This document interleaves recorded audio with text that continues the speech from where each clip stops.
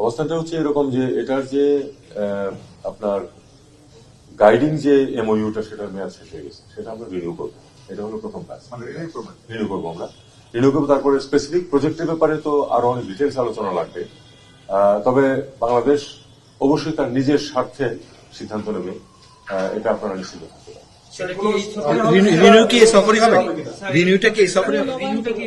যে এই যে সময় যেটা এক্সপায়ার করে গেছে সেটা রিনিউয়ালটা আমরা আশা করছি যে শেষ করে আসবো। আপনি তো অন্তর্বর্তী সরকারের প্রতিনিধিত্ব করছেন, এই সরকার হয়তো 1 বছর থাকবে, হয়তো 6 মাস বা 1.5 বছর বা 3 মাস। আপনিও জানেন না, আমরাও জানি না। তাহলে আসলে এই সরকার আসলে ঠিক কি টার্গেট নিয়ে যাচ্ছে?